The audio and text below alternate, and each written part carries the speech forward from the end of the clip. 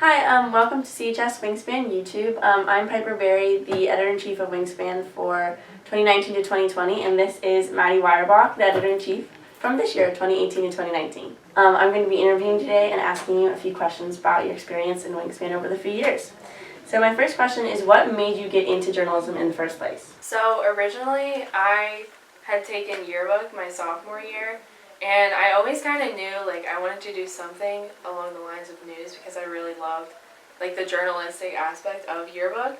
And I can't remember what exactly it was that made me write down the course number for journalism, but I was like, something about this just seems fun. It's such a different class, and it's something you can't get everywhere. So I was like, we may as well just do it. So getting into actual journalism itself, I definitely learned so much over my first year that I was like, oh yeah, this is it. So that was kind of my journey there. So what was your first day like in the journalism room, when you ended that course? So now, having this position where I am now, I've made sure that I've remembered every little detail about it because it was such a special day for me. So the first day I was very nervous because I just come from yearbook, so I was like, okay, we're in our comfort zone here.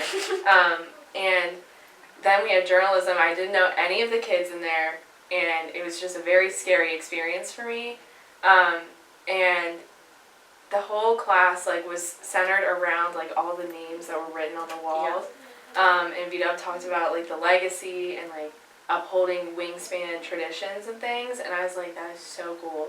I left feeling so empowered, and I was like, this is it. It just felt right, and leaving something that was so scary at first and coming out of it feeling so excited and just amped about something was really just a life-changing thing for me. I remember we actually sat next to each other on the first day. I didn't know you at all. It was just kind of cute. Convenience. And here we are now. So how did you become editor-in-chief? And specifically for you, what was it like being editor-in-chief in only your second year of even being in the program? Yeah, so I think that's kind of something that sets apart my experience from a lot of other people. But for me, once I got really pumped about journalism, which was immediately, first day of school, I knew after seeing those names on the walls and just being surrounded by it every single day, I knew that I wanted to make those people on the wall proud, and I wanted to make myself proud too. And I felt like it was my responsibility, even though I was just a staff writer, that I still needed to be a part of that legacy in some way and maintain it the best I could. So with that in mind, I just took every opportunity I could to write, and I never turned anything down because I was I'm in no position to be turning things down. So whether it was breaking news, or it was feature, or just running around grabbing a couple quick pictures for something, every opportunity I know was a step in my path to becoming whatever it was going to be for me the next year. I think January something, it was midterms. At that point I was fully invested, just doing whatever I could. And once we were able to apply for positions for the next year, I was I'm just gonna take a chance right now. So I just on my little sticky note I just wrote, I want to be editor-in-chief. So I wrote down a couple reasons why and what this Wingspan legacy meant to me, and I just turned in my midterm, and a couple months later it was announced that I would be editor-in-chief, and that was one of the greatest days of my entire life. It was so exciting for me, and it was I knew I was gonna make an impact on the Wingspan even more than I had. So just knowing that I could continue to be surrounded by people that cared about the same things as me was really exciting for me. Yeah, so you mentioned you wrote every article you had the chance to. So you've written a bunch, but of all of them, did you pick your favorite one? What would it be? Well, that's a really good question because last year I wrote an article about the Me Too movement for print, and I feel that was probably one of my favorite articles I've written, just because of that was really one of my first articles that I took a step into a more meaningful side of journalism. Before I had just been doing more light features and things like that, but that was kind of my first venture into, what journalism actually is, and exploring the topics that aren't that easy to talk about.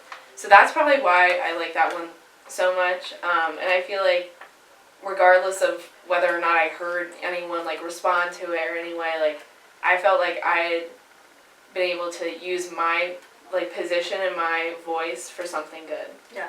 So along with that, what would be your favorite memory that you've ever had in that room over your 2 years in there? There's been so many good ones. I think it's a toss up. It's definitely between like the first day of junior year, like when I left that room and I was like, no way, like this is it. And also like the day that the takeover issue was uploaded. Yeah. So that was a really big moment for me. Like I had stayed after school to make sure this thing got uploaded. Like it was so stressful for me. Like 'cause it was my first issue as editor-in-chief, and I was like, I gotta make this a good one. So, you know, having that, it was like one of the last few days of school. It was terrifying, and I was like so nervous about it the whole time.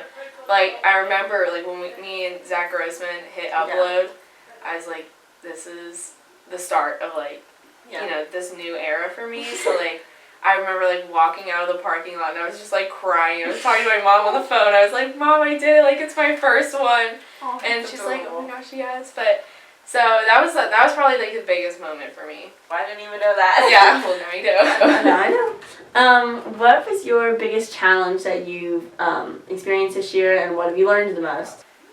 We always have problems with meeting like deadlines and things. Yeah. And I feel like it's because we know that we can do so much better with things, and that's why we always like want to take that extra couple minutes, extra couple hours to ensure things, and that's not a bad thing at all. And I feel like even when we're worried about making deadlines, like we're aware of what it's for and like what the ultimate goal is. So that's why it's like I don't really say it's much of a problem as much as it is like an opportunity for us to discover more about like why we're doing what we are. So I feel like that's probably been the biggest challenge for us.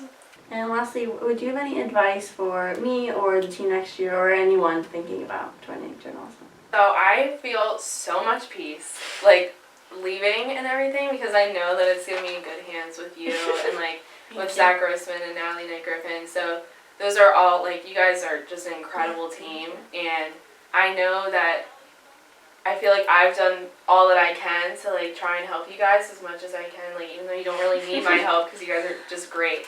But my biggest advice would be to never forget why you're here and what you're doing and what the purpose of it is. And if you ever lose sight of why you're doing it or, like, what impact that it has on not only the Centennial community, but all those names on the walls, like, you know, that's when you start to like lose sight of the program itself. So I feel like that's what makes the Wingspan so special, is we care a lot about what we do.